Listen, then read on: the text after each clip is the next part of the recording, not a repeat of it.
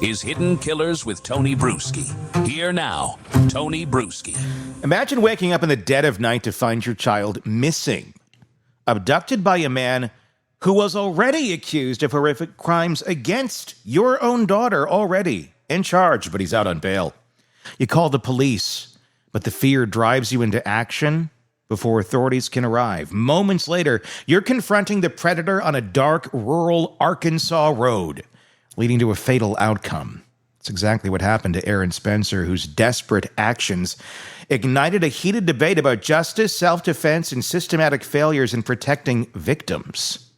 We're talking to Bob Motta, defense attorney, about this horrific case and the difference legally in the factors of self-defense versus attacking someone and killing them, and how this case is ending up right now with Aaron Spencer being charged with second-degree murder of the very predator who is charged with attacking his daughter and had kidnapped her, and he took him out while he was actively kidnapping his daughter.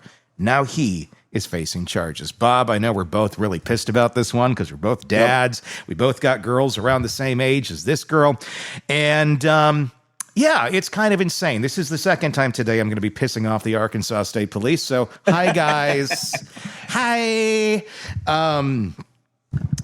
Seems like it's warranted to me. This is very warranted. Yeah. It seems like it's warranted. Give me some insight into this and the factors that distinguish self-defense from murder in this sort of a scenario. Yeah. And you did a nice job of kind of explaining how this whole thing went down. But in terms of self-defense or defense of another, which I think it would probably fall more into that category, the defense of another being his daughter who's in the truck. Because like, let me back up a little bit. When this thing first came out, a lot of people were trying to say, oh, vigilante. This isn't vigilante. Not at all. Because the way that this thing played out is Michael Fossler had, there was an outcry by Aaron Spencer's daughter. Mm-hmm. Okay. And she told her parents that she had been assaulted, essayed twice, mm-hmm. Like over a course of months or maybe more times.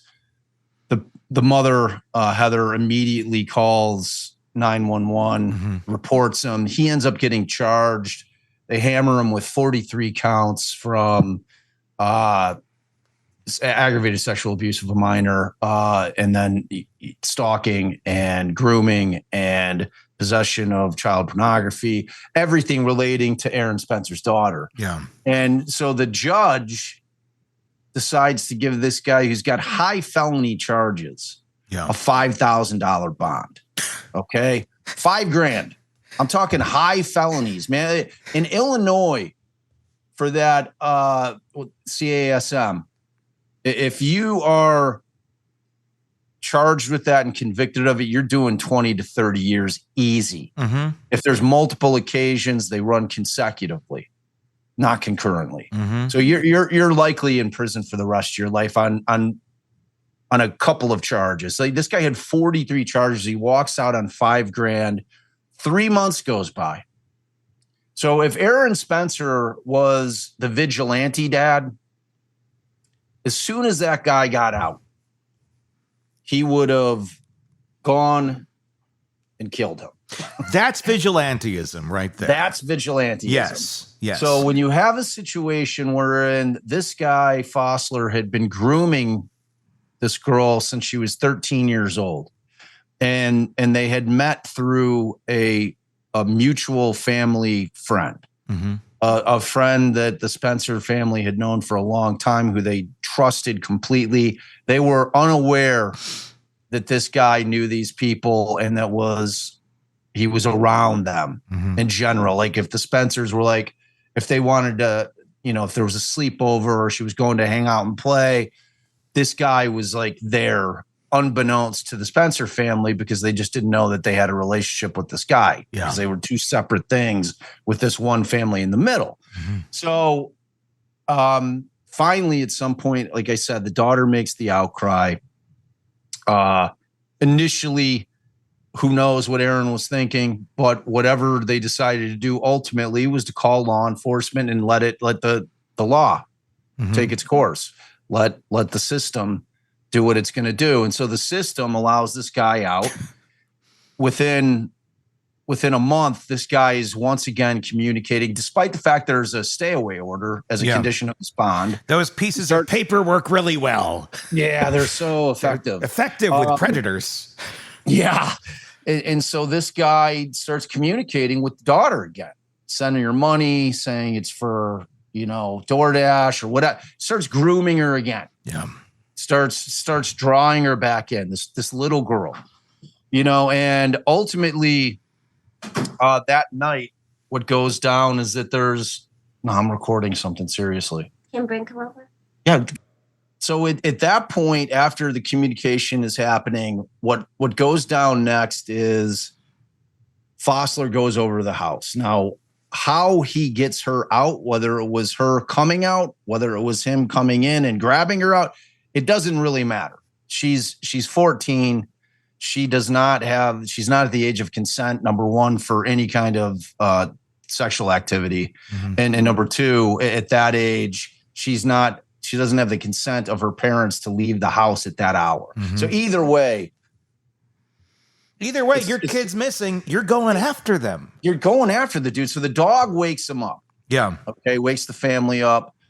Aaron's like, mom's panicking. She calls 911. Aaron's like, I don't know what to do. I'm going to get in my truck. I'm going to try to find, where she's at. So he gets in the truck and he sees Fossler's white pickup like almost immediately, like driving, like he catches up to him, or Fossler's like driving back towards the house. We don't know. We don't know at this point. We don't know what the facts are. But he gets him. He's yelling for him to pull over to the side of the road, pull over, screaming. Dude's not doing it. Ultimately, Fossler is rammed over to the side of the road and into a kind of a ditch. Aaron sees his daughter in there. He's screaming for her to get out of the truck for reasons unknown. She's not getting out of the truck. Instead, Fossler gets out of the truck and starts charging at Aaron, very aggressively. Aaron pulls out his gun and puts this dude down. Empties his clip, goes over, cracks him in the face a few times with his gun, and he calls 911, reports it like immediately. So the difference between and I'm going to pull up. I want to pull up the actual statute for defense of another, because it's so in Arkansas. This is the code for use of deadly physical force in defense of a person. So, and that's section 5-2601 and 5-2622, and then 5-2607 is defense of another. So a person is justified, and this is how it starts. A person is justified in using deadly physical force upon another person if the person reasonably believes. Now that's what matters here. Reasonably what was believes. going on in Aaron Spencer's mind at the time that this thing went down? Okay. If he reasonably believes that the other person is, one, committing or about to commit a felony involving physical force or violence. Now, in my estimation, under the law, he has kidnapped that child. Yes. He has kidnapped that child. How is that even a question? Right. So, that's what you think, but a prosecutor in that county has decided to charge this guy. I know. It's not like, hey, this creepy guy, that's been charged with essaying you for the last however many years or months. Yeah, he's going to pick you up in the middle of the night, go for a little drive. What could possibly go wrong? It's a kidnapping. It's insane. Yes. So in kidnapping in and of itself is considered a violent crime. Yes. Okay. So you've got that right there. Two is using or about to use unlawful deadly physical force as to the other, or imminently endangering the person's life or imminently about to victimize the person from the continuation of a pattern of domestic abuse. Now, whether or not they consider that to fall under a domestic relationship is questionable, But I don't think that you need to get there. It's a kid. Because it's a kid, right? I mean, she cannot consent. Because there's been stories running around down in your neck of the woods that they were in a relationship. A 14-year-old. It's not a fucking relationship. You can't be in a fucking relationship with a 67-year-old creep. No. It's called groomed the shit out of you. You know, it's like, yeah. So that's the statute as far. And I think you probably know this from being a resident down there. It is a stand your ground state, right? Mm-hmm. So a person, and this is B. So a person is not required to retreat before using deadly physical force if the person is lawfully present at the location where deadly physical force is used, has a reasonable belief that the person against whom the deadly physical force is used is imminently threatening or causing death or serious physical injury to the person or another person. So like 2 would fit in there very nicely. And then except as provided under 5-2606B2B is not the initial aggressor and has not provoked the person against whom the deadly physical force is used, and is not committing a felony offense of possession of a firearm by certain persons, which is typically going to be a felon, with the firearm used to employ the deadly physical force unless the person is in or at the person's dwelling or curtilage surrounding the person's dwelling, and then is not engaged in criminal activity that gives rise to the need for the use of physical force at the time the deadly physical force is used. And then finally, is not engaged in any activity in furtherance of a criminal gang, organization, or enterprise as defined by a different statute. So to me, this thing falls squarely in the A1 category. I think at the end of the day that if this goes to trial, and there's every indication that they're dug in, that the prosecution, the state's dug in, and they're going to take this thing to trial, that they're going to use defense of others as the affirmative defense. And, you know, at that point, you've got to ask yourself, if you're the prosecution, you know, in what world do you think you're convincing 12 people with the entire set of circumstances, which have to come out in terms of the admissibility of Fossler's bad acts, in terms of him being the victim, coming in under 404B is interesting because it's a reverse 404B. Because typically where you hear 404B stuff coming in is as to the defendant. Mm-hmm. So there's going to be a challenge in terms of getting in the backstory. You know, like that's going to be a fight. I think ultimately they'll be able to get it in, but it's not as simple as it normally would be, where you can get all the dirt in on Fossler and then the jury's gonna be like, oh yeah, okay, not guilty. you know what I mean? It's like, and in the meantime, this family's going through an absolute nightmare. I mean, it went from them finding out that a 67-year-old pedophile was sexually SAing their daughter repeatedly, dealing with that trauma, dealing with their daughter's trauma. And then this guy gets out and picks up right where he left off with no regard for the law.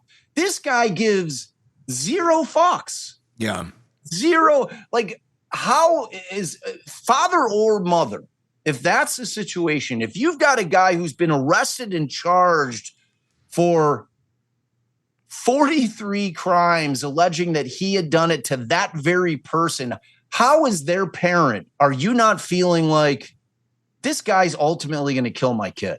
Yeah. He's either going to kidnap her, take her out of state, kill her, strip her away from us entirely, whatever the case may be. You can't think anything other than that. And then when he picks up right where he left off and comes back and reinitiates, despite the fact that he's got the stay away order, despite the fact he's got the pending charges, this guy does not care. It gives you a perfect insight into what his mindset is. You can see that this guy is incredibly dangerous and he just doesn't care. Yeah. a normal person that's like looking at those kind of charges and that kind of time is going to be like, all right, well, I got to fucking control myself and I'm going to just sit in my house. Not this guy. So that's kind of where the thing is laying right now. And I'm a huge advocate for Aaron Spencer. Yeah.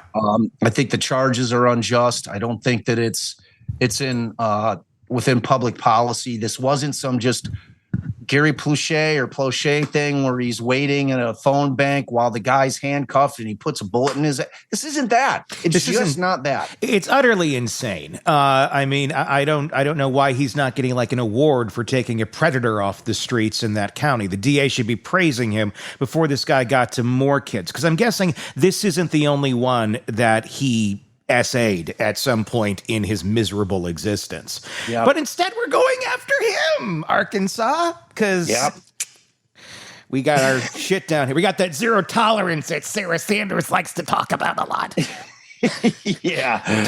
Zero tolerance for what? For people calling out horrible shit that's going on under your nose and going after them, or zero tolerance for predators going after kids? Is that your state does not really allow live streaming in courts. Like, I mean, you can, so this thing's going to be tried in the dark. They're not good on accountability here. Which makes it really important for guys like you and I and other creators to be screaming from the rooftops about this case, because I don't want to live in a country where predators can come and snatch our children up after they've been arrested, after there's a stay away order, and we have no recourse. We have to, are they suggesting that once Aaron was able to get this guy off the road, that he just sit in his vehicle, says, hey, 911, I know my wife called, but I'm here. I've got this guy in this vehicle. And he's over here. Now he's taking off. Now he's on the run. What are they talking about? What should he do? Listen to the dispatcher. Don't keep following him, sir. My daughter's in the car. Well, that's dangerous. Fuck you. Fuck off, lady. Or mister. Whatever.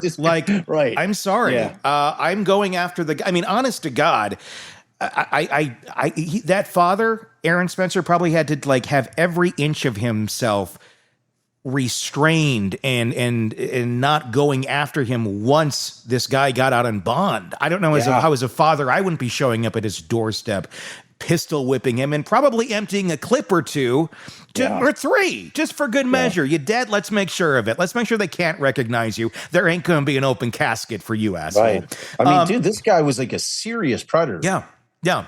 So they're going out. I mean, let me go back to this. Let's go back to the attack, if you will. The fact that there's a claim here that Fossler lunged towards him.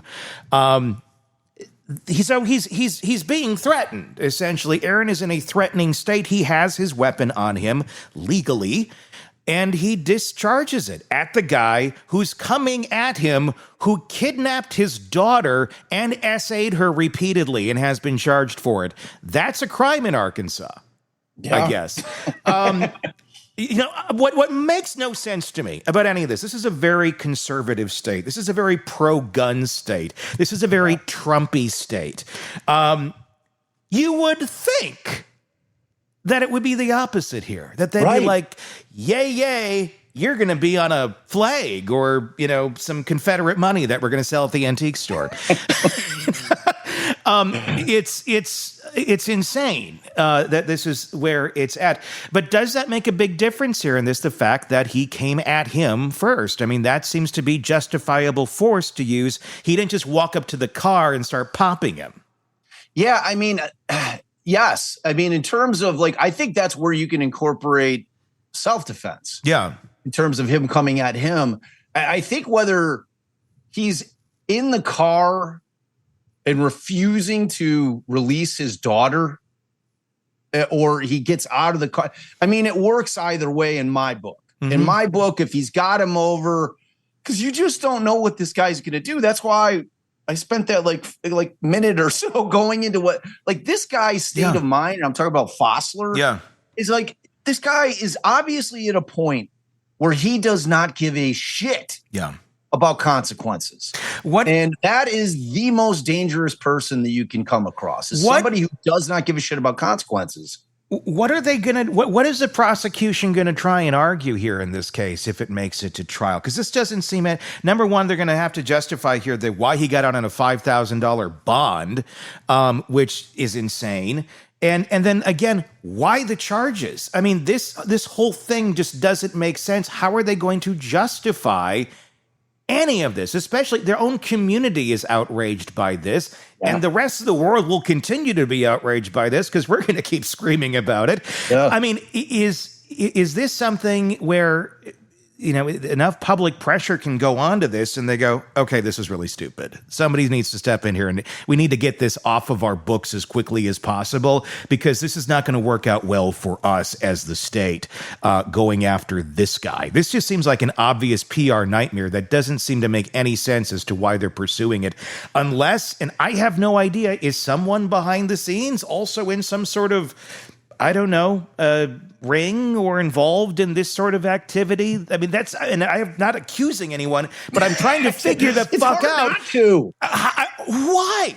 I mean, predators tend to protect predators. Why on earth would anybody be protecting this guy? And secrets. Secrets. Shit So I don't know, man. I mean, I imagine that what kind of the state's move is going to be something along the lines of that Fossler wasn't lunging at him, that if I'm the state, they're going to say that, this was just some kind of plan by Aaron to get this guy out. And how that's going to work, I don't know. I'm just trying to spitball here because I can't make sense of it either. That somehow, Aaron, this was some kind of plan by Aaron to get this guy out there and make it look like it was, self-defense or defense of others in order to end this guy's life, or that he wasn't charging at him and that he had other options, which I just don't see what they are, considering that his daughter's still in the car, because it's like, and you're ponderable there. I mean, it begs the question, how can you not ask that question? I mean, I have to assume that these prosecutors have kids, at least some of them have kids, whether the elected prosecutor has kids. And you have to think about it. Like all of us think about these stories and these nightmarish stories kind of in our own introspective way, thinking about like, if it was me, what would I do? I'd be in prison by now. And the charges probably would be justified because I would have attacked without any sort of, intervention by law enforcement. Right. I mean, like, dude, and I'm the same way. I've got 3 daughters and, you fuck with my people, you're going to have a problem. Yeah. Like it's that simple. Yeah. It's like, it's that simple. So yeah, I don't know, man, but I am not getting the sense, T, like me, we're like 8 going into 9 months in on this thing. There's a trial date set in September.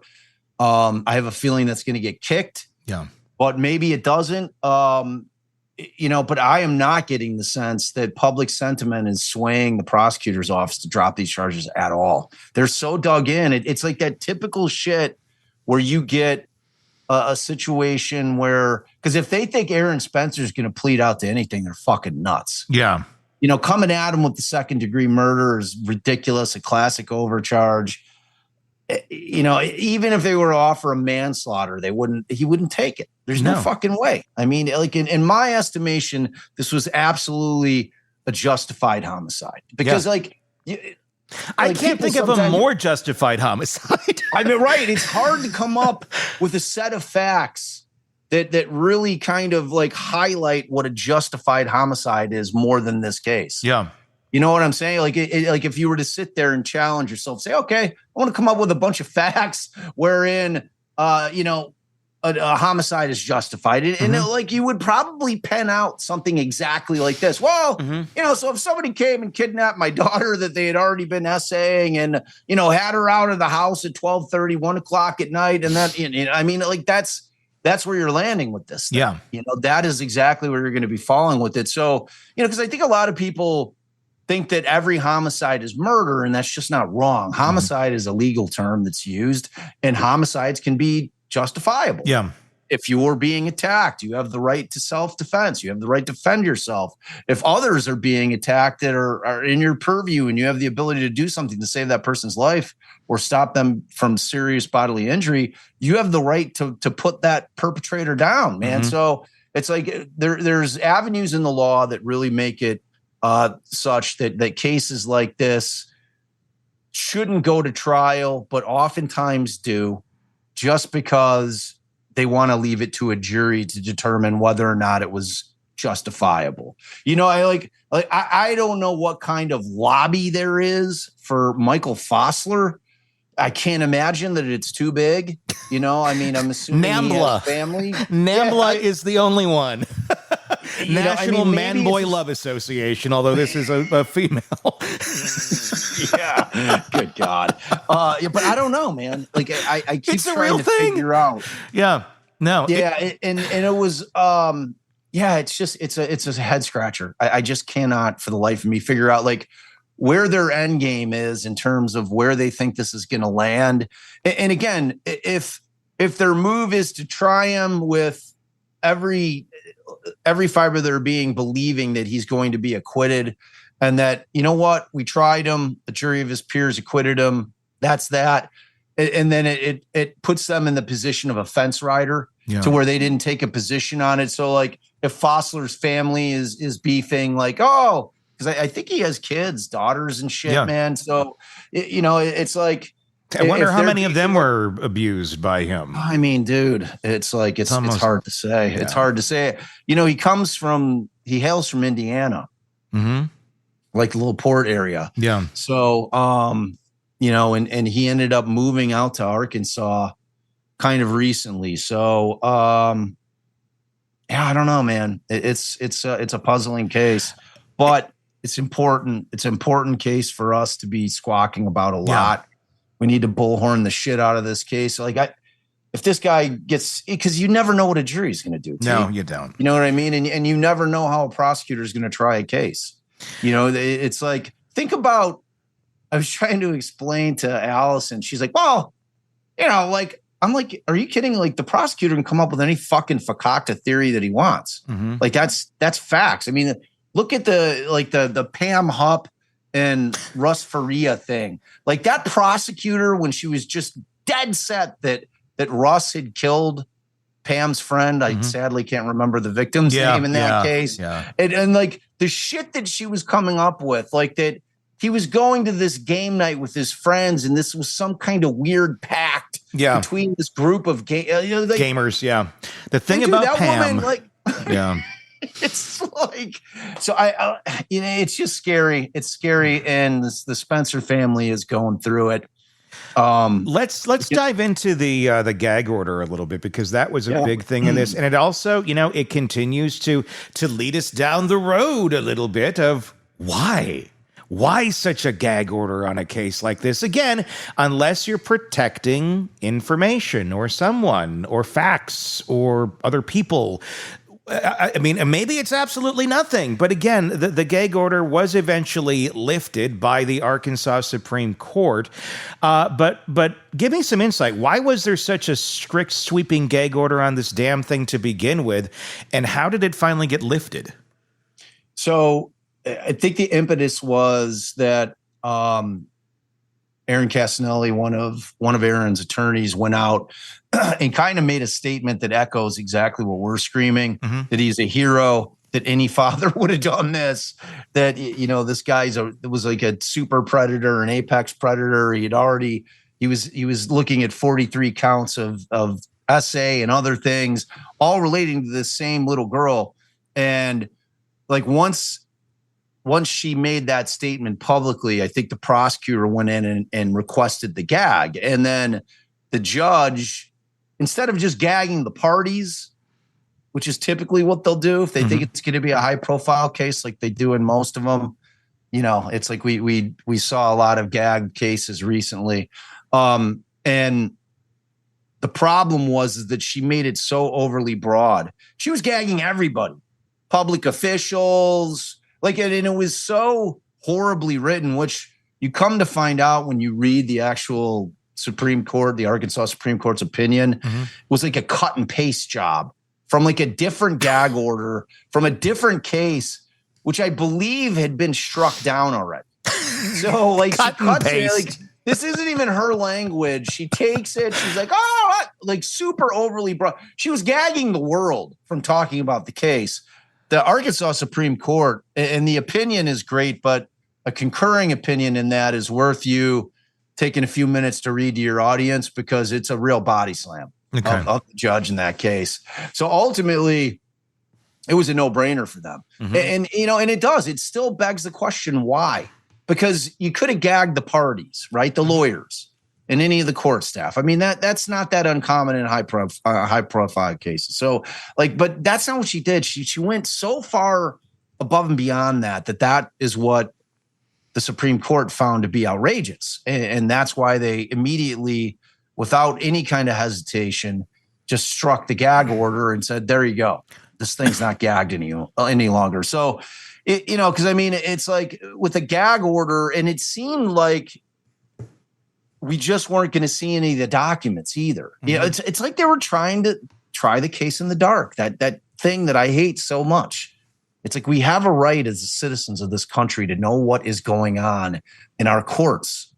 Yeah, it's like it's the entire purpose of having public trials. Well, we have an absolute right for transparency and to hold our government accountable. For cases like this is where you hold the government accountable. This is where you're saying, wrong.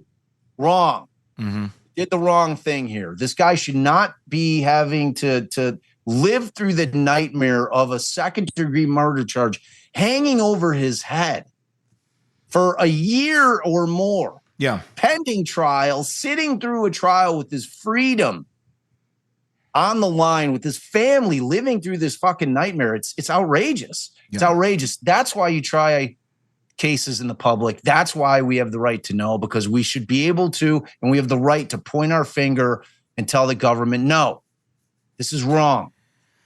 Yeah, well, we've been seeing a lot of it lately where, and I get protecting integrity of investigations. I understand that. And should law enforcement come to someone and say, hey, we're in the middle of this investigation. If you get anything on this, could you hold back? Yes, responsible journalists would do that. This is not that. This is not a gag order for that whatsoever.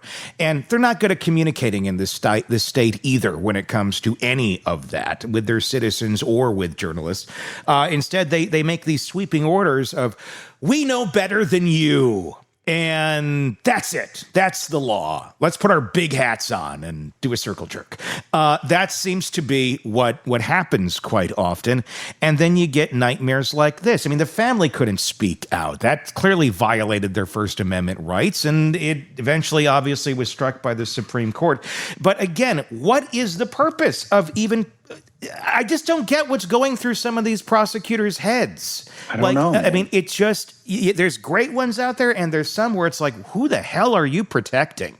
Yeah. And if you're not, what, I mean, because incompetence can also masquerade sometimes as nefarious behavior.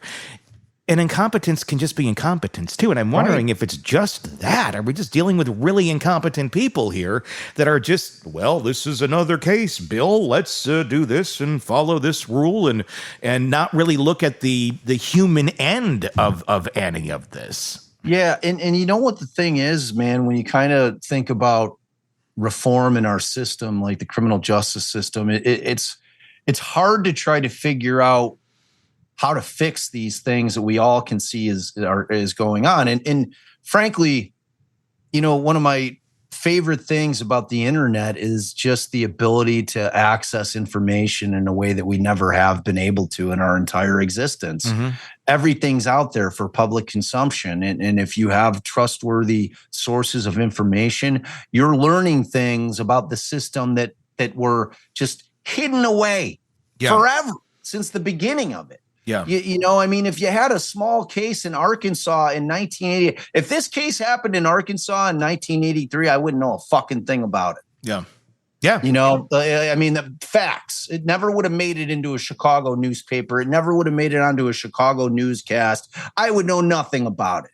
So the world has gotten infinitely smaller. Mm-hmm. And when you sit and think about like how to try to fix it, when there's so many eyes on it now, it's becoming a more pressing issue because more of us are getting more and more concerned about the shit that we're seeing in certain cases. And we're like, man, this is fucked up. And, it's got to start somewhere because, T, you don't have to ever have tried a case as a prosecutor in order to get elected the prosecutor of your county. You run for that office. Yeah. So you could go in blind. Running, I'm a tough on crime campaign platform. I'm gonna fucking lock all these awful people up. And they go into that office, and I'm not aware that they receive any kind of training in terms of vetting cases, in terms of making gut calls on cases where you're like, all right, this is the fact pattern, this is the evidence. I'm gonna make a gut call on this one, and we're going to table it. Or if they have made the charges and they hear public sentiment is outraged and they look at the facts of the case, they look at the statutes and they're like, you know what? I've thought better of it. I'm going to table it. We're getting rid of it. You just don't see it happening. No. You just don't see it happening. So I think there's got to be some kind of mandatory training for these young prosecutors or people that are elected into that position to go in and learn how to vet cases in a different type of way in terms of giving it a broader look and not being so myopic, because it's just, and I'm not even talking about like cases where it's iffy, like a whodunit. If they've got enough evidence that they think that they can get a conviction on it, then, take it to trial. Yeah. That's what the job is. And in cases like this, though, where there seems to be an affirmative defense, where there's a factual scenario that exists that is mind-boggling to the normal person in terms of why the state would move forward with this case. That's the kind of case where you want them to look at it critically and think about it for a long, hard while and then come to a conclusion based on, their training in terms of what they've learned on how to view cases like this and what's because they just have so much power. Yeah, the prosecutors. It's like, it's scary. Is this a thing where, there's still this adjustment period going on? Are we still in this adjustment period where all these communities, they're not used to being held accountable to the level that they are forever? Like you were saying earlier, in 1985, you would have had no idea about it unless you went to this town and went to the library and looked up the micro reel of this being in the newspapers. It just wouldn't have traveled. But now all of these things travel. And then when they have all these people pointing at them going, this is really messed up the way you're handling this, they don't know what to do. So they lash back at the people who are pointing out the insanity of their actions. Is it just a really, they're operating essentially like it's 1985, and they're shocked when they're being called to the carpet on it, not only by independent journalists, but then they're citizens who are outraged because they're finally seeing clear as day what's going on behind the curtain. Yeah. Yes, the answer is yes. I think that has to be a major role in this. And, kind of like our role as citizens is that we have the opportunity to vote that person out of office, which in this particular situation makes it all the more befuddling. It doesn't make any sense. This guy has to know what the temperature is in his county, right? He's got to fucking know. This is like job suicide. It's right. And I just don't get it, which always leads us back on that creepy, scary, weird road of like, what the fuck is going on here? Unless you really don't want to be the DA anymore and this is your road out, you want to get voted out for prosecuting this case. Yeah. That's an insane way of doing it. I can't imagine really that's what's going on. That's really where, that's where we get back to the creepy road. What's going on behind the scenes? Right. What's back behind the curtain, man? And is it something we can handle? And it's like, it's kind of like, what's the other case down? The judge. Yeah. Yeah. Mickey Stein. Yeah. The Steins case. Steins case. Yeah. It's like you can't help but think, and you've heard a lot of rumblings that there was. We all know that Stein's daughter's phone number was in the judge's phone for reasons unknown, and that kind of stuff just really kind of drags you to that dark place as to like, well, What's what else going is on? going on here, man? Yeah. You know, so, and it's like, it's got that vibe to it, you know, and you and I are neither one of us are really big conspiracy people. No. You know, I just like, I'm not, it's not to say that I don't think that they happen. I think that there's some people get together and like plan shit like there, but in terms of like governmental conspiracy, I mean, maybe I'm just naive, you know, maybe this shit is like, I mean, if you go down rabbit holes, some of these accounts on X that are like big on like like I'm talking like big governmental like conspiracies, you know, it's like, it seems like there's some smoke there, but you just never know. You need the right people to carry them out. And quite often when you look at the individuals involved in these cases, they can barely carry out like day-to-day activities versus a conspiracy of some sort. And there's certainly some in the fold that may be able to, but there's usually, that's the problem. It takes multiple people to carry out a conspiracy. And that's where the problem lies within. And that's where I feel like in so many times it ends up landing in incompetence versus conspiracy, but it looks a lot like conspiracy. And that's the scary part of it. The people who are demonstrating incompetence are completely clueless to the optics that it looks like a conspiracy. Yeah, and I think you're probably right. I think that there's probably way more incompetent people in positions all over the country. Oh, yeah. You know, that have positions of power that shouldn't be there, that were either elected there or promoted to that position. And, you know, I mean, we're a country filled with small towns. Yeah. You know, and people that, you know, may not be the most educated people that are just not really suited for that particular position when the shit really goes down. When you get a crime or an investigation that requires people that really know what the fuck they're doing, you know, and it's thrust upon you and you're like, oh shit, I don't know what to, I mean, like you get that sense about, you know, what happened in Carroll County in Delphi, you know, that like that, you know, and I'm friends with a couple of law enforcement officers down there that have, you know, told me without question, that was just an absolutely butchered investigation. And, you know, guys that worked at Carroll County that, you know, I've seen my coverage and have reached out and I've become friends with. And, you know, so it's like, you're right. I mean, I think most of the time it is incompetence. Yeah. You know, but there's one truth that I know in all my years that I figured out, T, and that is always follow the money. Yeah. Always follow the money. Whoever came up with that old money is the root of all evil fucking nailed it. How does it apply here though? It does. Who knows? Yeah. Who knows? Like that, you've got to follow the money trail. You've got to like like if it's a situation, who knows? But you always follow the money. It's always money in some way, shape, or form. Because believe me, power and position equates to money. There's always money involved. Always money involved. Always. Yeah. I think I would agree there's probably something like that here, but I think there may be more predatory behavior involved somewhere along the line. Again, that boils down to protecting themselves, their position of power and money. Like, and who I have no idea. I'm not naming any. I don't know. But there's smoke. Grossly speculating right now. There's smoke over here, and either somebody set off some extra smoke bombs from the 4th of July, or there's something on fire. And that's what we want to figure out. I think we can say, T, something stinks in Low Note. I think that's a safe assessment. Want more on this case and others? Then press subscribe now and don't miss a moment of true crime coverage from Tony Bruschi and the Hidden Killers podcast.